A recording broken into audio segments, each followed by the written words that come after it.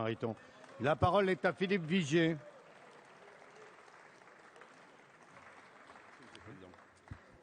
Messieurs les ministres, Monsieur le Président de la Commission des Finances, Monsieur le rapporteur général du budget, lorsqu'au lendemain de l'élection de François Hollande, vous avez dans l'urgence décidé d'une hausse de 7,2 milliards d'impôts, nous aurions pu vous mettre ce mauvais départ sur le compte de l'impréparation si vous n'aviez pas commis deux fautes majeures.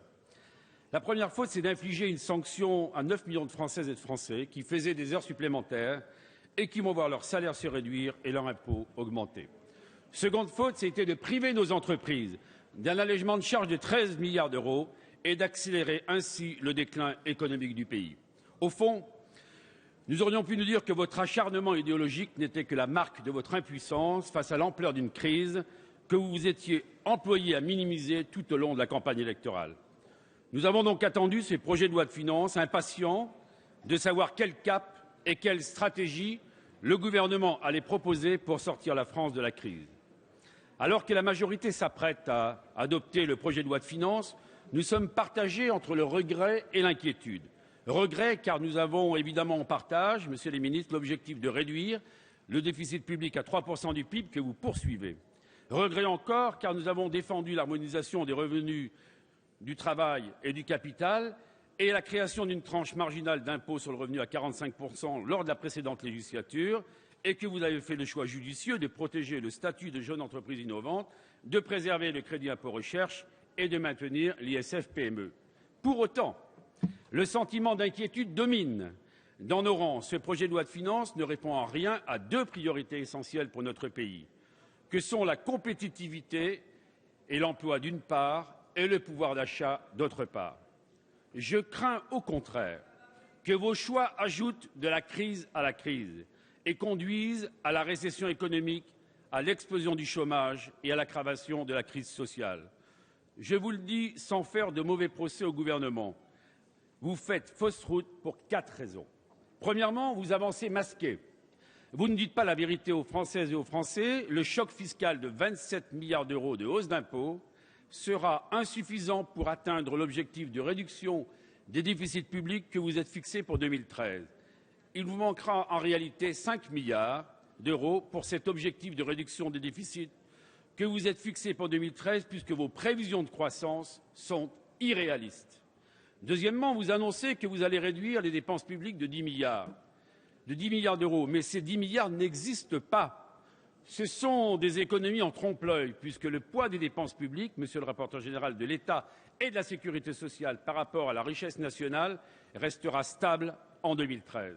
En revanche, le gouvernement fait le choix de l'arrêt des investissements d'avenir, particulièrement les investissements dans les infrastructures de transport, ce qui constitue une erreur majeure.